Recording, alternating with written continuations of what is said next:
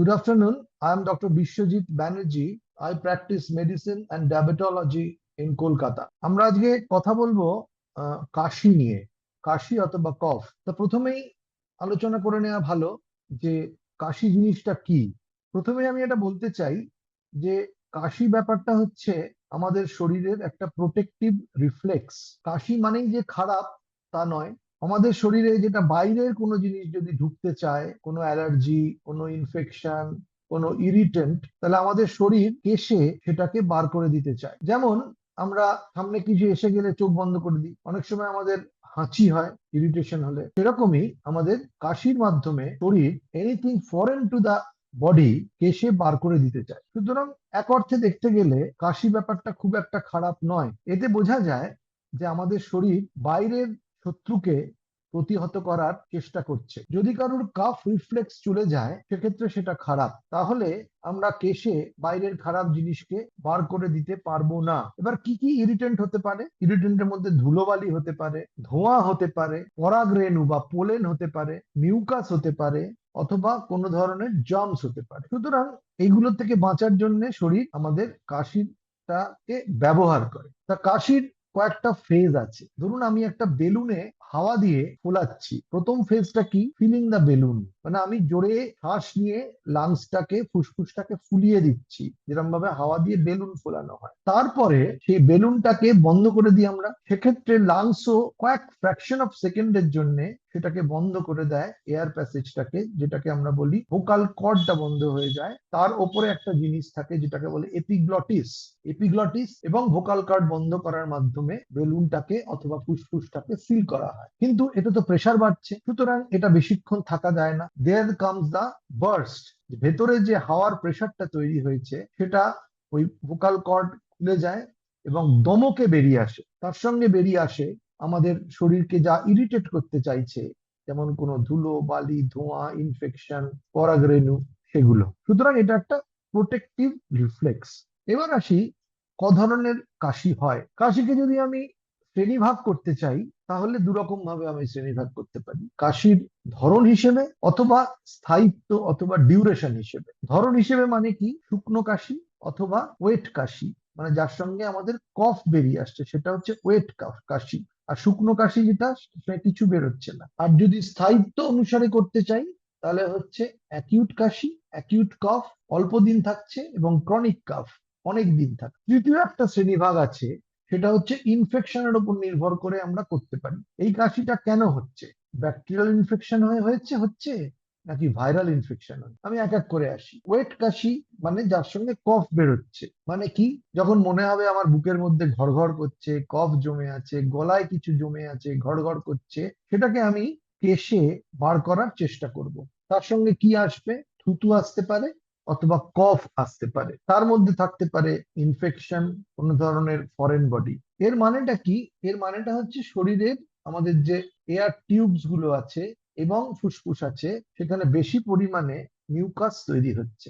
এবং সেই মিউকাস যদি বেশি দিন ধরে তৈরি হয় এবং জমে থাকে, যেরকম জমা জলে ইনফেকশন হয়, নোংরা হয়, সেরকম জমে থাকা মিউকাসে ইনফেকশন হতে পারে। এক্ষেত্রে একটা জিনিস মনে রাখতে হবে, যদি দেখা যায় এই যে ওয়েট কাশি, যেটার থেকে সঙ্গে কফ বেরোচ্ছে, সেই কফের রংটা কিরকম, যদি দেখা যায় সাদা, তাহলে এটা এটা অতটা ভয়ের নয়। কিন্তু যদি দেখা যায় এর রংটা হলুদের দিকে যাচ্ছে, তাহলে বুঝতে হবে এর মধ্যে ভালো রকমের ইনফেকশন আছে। অথবা কোনো অন্য রং হতে পারে, অথবা এর সঙ্গে রক্তও বেরোতে পারে। রক্ত মিশ্রিত কফ যদি থাকে তাহলে আমাদের সেটাকে সিরিয়াসলি দেখতে হবে। এই ধরনের ওয়েট কাশির কারণ কি? সব থেকে কমন কারণ হচ্ছে কমন কোল্ড আর ফ্লু। আপনারা কিন্তু ভুলেও কখনো গুগলে সার্চ দিতে যাবেন না কজেস অফ কাফ, কাশির কি কি কারণ, তাহলে কিন্তু ভয়ঙ্কর ভয়ঙ্কর কারণ দেখাবে। প্রথম দিকেই দেখাতে পারে কি, বলতে পারে যে ক্যান্সার থেকে হচ্ছে। আসলে সেটা কিন্তু নয়। সব থেকে কমন কারণ হচ্ছে কোল্ড অ্যান্ড ফ্লু। তারপরে আসছে ব্রঙ্কাইটিস, তারপরে আসছে নিউমোনিয়া। ব্রঙ্কাইটিসের থেকে নিউমোনিয়া একটু বেশি সিরিয়াস, কারণ এখানে লাংসের কিছুটা অংশ ক্ষতিগ্রস্ত হয়, আমরা বলি কনসোলিডেশন হয়েছে। এবার আরো সিরিয়াস ব্যাপার, সিওপিডি। অনেকে সিওপিডি মানে ক্রনিক অবস্ট্রাকটিভ পালমোনারি ডিজিজ, এটাকে হাঁপানির সঙ্গে গুলিয়ে ফেলেন। দুটো আলাদা রোগ। ক্রনিক অবস্ট্রাকটিভ পালমোনারি ডিজিজে কি হয়? যে আমাদের যে বায়ু চলাচল করার টিউব গুলো, সেগুলো আর সংকুচিত প্রসারিত ঠিক করে হতে পারে না, এবং বেশি পরিমাণে মিউকাস তৈরি হওয়ার ফলে সেখানে বারবার ইনফেকশন হয়, তাকে বলে সিওপিডি। এটা কিন্তু হাঁপানি বা অ্যাজমার থেকে আলাদা। আর একটা কারণ আছে, সেটা হচ্ছে হার্ট ফেলিওর। অনেক সময় হার্ট ফেলিওর হলে সেটা কাশি হিসেবে দেখা দেয়, এবং এক্ষেত্রে দেখা যায় যে রাতের দিকেই এই কাশিগুলো বেশি হয়। যদি এই ধরনের কাশি দেখা যায় কয়েক সপ্তাহ ধরে চলছে, এবং এছাড়া যদি আরো অনেক সিমটমস হয়, যেমন জ্বর, বুকে ব্যথা, শ্বাসকষ্ট, অথবা আপনার যদি কাশির সঙ্গে রক্ত বেরোয়, তাহলে কিন্তু সঙ্গে সঙ্গে ডাক্তারের সঙ্গে পরামর্শ করা উচিত, করে উনি যেরকম বলবেন সেরকম করা উচিত। এবার আসি শুকনো কাশিতে। শুকনো কাশিতে মানে বুঝতেই পারছেন, শুকনো কফ বেরোচ্ছে না, সুতরাং মনে হতে পারে গলার মধ্যে খুসখুস করছে, নাকের মধ্যে খুসখুস করছে। সেক্ষেত্রে সেই সেই কাশিগুলোকে শুকনো হিসেবে দেখা দেয়। কেন হয়? যখন এই এয়ার টিউব গুলো ইনফ্লেমড হয়ে যেতে পারে, লাংসে ইনফ্লামেশন হতে পারে, প্রদাহ হতে পারে, অথবা কিছু ইরিটেট করতে পারে। কমন কারণ কি? কমন কারণ হচ্ছে অ্যালার্জি। শুকনো কাশির সব থেকে কমন কারণ হচ্ছে অ্যালার্জি। অ্যালার্জি মানে সেটা পরাগরেণু থেকে হতে পারে, পোলেন্স, ধুলোবালি থেকে হতে পারে, ডাস্ট, পশু পাখি থেকে হতে পারে, পোষ্য থেকে, কুকুরের লোম থেকে হতে পারে, বিড়ালের লোম থেকে হতে পারে, সেগুলো থেকেও হতে পারে। অথবা অনেক সময় দেখা যায় বিভিন্ন ধরনের অ্যালার্জি, যে আমরা তুলোর বালিশ ব্যবহার করি, তোশক ব্যবহার করি, সেখান থেকেও অ্যালার্জি হয়ে ড্রাই কাশি, শুকনো কাশি হতে পারে। আর একটা কারণ শুকনো কাশির হচ্ছে হাঁপানি, অ্যাস্তমা। প্রথমেই হয়তো খুব সাই সাই করে আওয়াজ হচ্ছে না, কিন্তু শুকনো কাশি সারতে চাইছে না, আমাদের দেখতে হবে সেটা অ্যাস্তমা হচ্ছে কিনা। ব্রঙ্কাইটিস থেকে হতে পারে।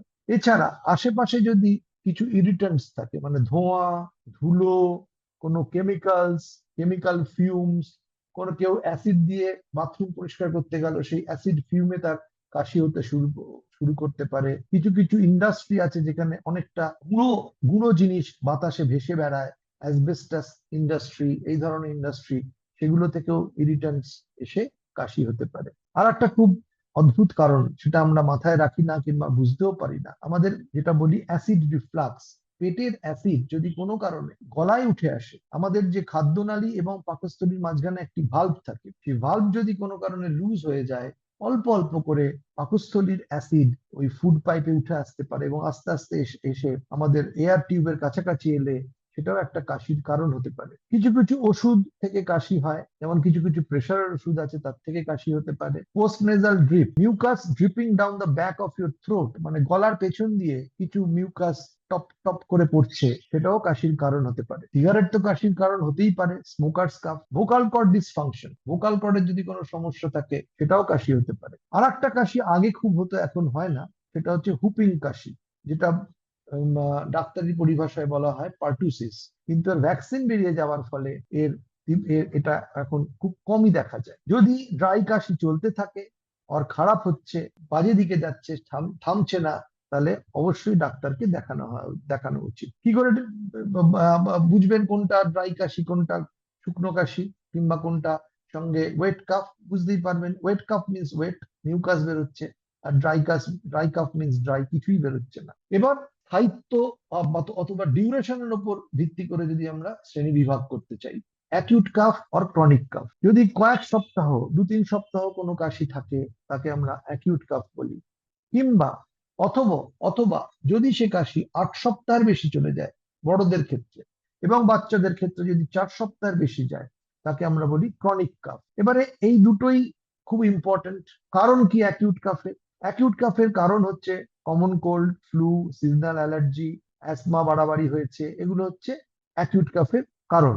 কিন্তু যদি এটা না সারতে থাকে, তাহলে সঙ্গে সঙ্গে কিন্তু ডাক্তারের সঙ্গে দেখা দেখা করা উচিত, তার পরামর্শ নেওয়া উচিত। এবং এর সঙ্গে যদি জ্বর, বুকে ব্যথা, শ্বাসকষ্ট থাকে, অথবা কাশির সঙ্গে কিছু বেরোচ্ছে, রক্ত বেরোচ্ছে, তাহলে সেগুলো কিন্তু সাবধান হওয়া উচিত। কেন কেন কেন এইগুলো কিন্তু সিরিয়াস কোনো ইনফেকশন, লাইক নিউমোনিয়া অথবা টিউবারকুলোসিসের সাইন হতে পারে। ক্রনিক কাফ, যেটা আগেই বলেছি, অ্যাডাল্টদের ক্ষেত্রে 8 সপ্তাহের বেশি যদি থাকে, সেটাকে বলে ক্রনিক কাফ। বাচ্চাদের ক্ষেত্রে 4 সপ্তাহের বেশি থাকে, সেটা হচ্ছে ক্রনিক কাফ। সিমটমস: রানি অথবা stuffy nose, feeling of liquid running down the back, যেটা বলেছি পোস্ট নেজাল ড্রিপ, বারবার করে গলা খাকারি দিতে হচ্ছে, গলা খুসখুস করছে, সোর থ্রোট, হোর্সনেস অফ ভয়েস, গলার স্বর ভারী হয়ে যাচ্ছে, হার্টবার্ন, বুক জ্বালা করছে, অথবা কাশির সঙ্গে রক্ত বেরোচ্ছে। ক্রনিক কাফ শুধু বিরক্তির উদ্রেক করে না, ক্রনিক কাফ কিন্তু অনেক সময় দেখায় যে ভেতরে কোনো বড় রোগ তৈরি হচ্ছে কিনা। সুতরাং ক্রনিক কাফ যদি না সারে তাহলে কিন্তু ডাক্তারের সঙ্গে দেখা করা উচিত এবং ট্রিটমেন্ট করে তার থেকে সম্পূর্ণ নিরাময় লাভ করা সম্ভব। Classification based on pathogen, bacteria or virus, এটা মোটামুটি ডাক্তারের কর্তব্য। অনেক সময় আমাদের ভাইরাল ফিভার্স চলে, একটা থাকে, একটা আসে যে সিজন চেঞ্জের সময় সবাই কাশছে, শহর শুদ্ধ লোক কাশছে, সেটা সাধারণত ভাইরাস থেকে হয়। অথবা ব্যাকটেরিয়াল যদি হয়, তাহলে ব্যাকটেরিয়াল হচ্ছে ওই ধরনের কোনো ইনফেকশন হয়েছে, স্টাফিলোকক্কাস হয়েছে, স্ট্রেপ্টোকক্কাস হয়েছে, সুতরাং সেটা ব্যাকটেরিয়াল কাশি বলতে হবে। কি করে বুঝবেন এটা ভাইরাল কি ব্যাকটেরিয়াল? ভাইরাল কাশি সাধারণত অনেকের একসঙ্গে হয়, পাড়ার অনেকের হচ্ছে, বাড়ির অনেকের হচ্ছে। কিন্তু যদি ব্যাকটেরিয়াল হয় এবং তাতে লো গ্রেড ফিভার থাকতে পারে, অল্প নাক দিয়ে জল পড়ছে, প্রথমে নাক দিয়ে জল পড়ছে, গলা ফুসফুস করছে, কাশি শুরু হচ্ছে। কিন্তু ব্যাকটেরিয়াল কাশি কিন্তু ওরম ভাবে সবাই হচ্ছে এরকম সাধারণত হয় না, বাড়ির সবাই হচ্ছে, অঞ্চলের সবাই হচ্ছে, সাধারণত এরকম হয় না। সেক্ষেত্রে আমাদের সচেতন হতে হবে এটাকে ব্যাকটেরিয়াল কাশি। এবং ব্যাকটেরিয়াল ইনফেকশন থেকে জ্বর আসতে পারে, গলা ব্যথা হতে পারে, গলা ব্যথা ভাইরাল ইনফেকশন থেকে হতে পারে। সুতরাং এটা ব্যাকটেরিয়াল না ভাইরাল, এই ডিসিশনটা আমার মনে হয় ডাক্তারের ওপর ছেড়ে দেওয়াই ভালো। রিস্ক ফ্যাক্টরস ফর কাফ, কি থেকে কাশি হতে পারে, what are the risk factors? Upper respiratory infection মানে কোল্ড, ফ্লু, অ্যালার্জি, ধূমপান, air pollution, dust, smoke, chemicals, এগুলো হচ্ছে রিস্ক ফ্যাক্টর। যদি আপনার অ্যাসমা কন্ট্রোলের মধ্যে না থাকে, অথবা যদি ক্রনিক কোনো লাংস এর সমস্যা থাকে, যেমন সিওপিডি, সার্কোয়েডোসিস কিংবা আরো বিভিন্ন রোগ আছে, তাহলে সেক্ষেত্রেও কিন্তু সেটা কাশির একটা রিস্ক ফ্যাক্টর হিসেবে দেখা দিতে পারে। বাচ্চাদের ক্ষেত্রে ক্রনিক কাশি এবং শ্বাসকষ্ট, সাঁই সাঁই আওয়াজ সাধারণত এনভায়রনমেন্টাল ইরিটেন্টস, মানে বাড়ি থেকেও সিগারেট খাচ্ছে, বাবা সিগারেট খাচ্ছে, প্যাসিভ স্মোকিং, সেখান থেকে হতে পারে, ধোঁয়া থেকে হতে পারে, ধুলো থেকে হতে পারে, আহ খুব পোড়া গন্ধ, কোনো পারফিউমের গন্ধ, অথবা পোড়া কোনো ফুলের গন্ধ থেকেও হতে পারে। অনেক সময় পোষ্য থেকে, যেটা আগে বললাম, পোষা কুকুর কিংবা বিড়ালের লোম থেকেও হতে পারে। অনেক সময় ফাঙ্গাস থেকেও কাশি হতে পারে। সুতরাং কাশি ব্যাপারটা শুধুমাত্র যে একটা বিরক্তিকর, ডেবিলিটেটিং, ইনকনভিনিয়েন্ট জিনিস তা নয়। কাশি আমাদের শরীরের একটা প্রোটেকটিভ রিফ্লেক্স। অল্প এক দুদিন কাশি আপনি দেখতে পারেন, ছোটখাটো কাফ সিরাপ খেয়ে দেখতে পারেন, কিন্তু সেই কাশি যদি না সারে এবং রেড ফ্ল্যাগ যেগুলো বললাম, কাশির সঙ্গে হলুদ কফ বেরোচ্ছে, কাশির সঙ্গে রক্ত বেরোচ্ছে, কাশি ছাড়তে চাইছে না, তাহলে অবিলম্বে, দেরি না করে ডাক্তারবাবুর সঙ্গে কনসাল্ট করে তার পরামর্শ অনুযায়ী বিভিন্ন ইনভেস্টিগেশন টেস্ট করে তারপরে চিকিৎসা শুরু করে সুস্থ হয়ে ওঠাটাই উচিত বলে আমার মনে হয়। ধন্যবাদ, সবাই ভালো থাকবেন।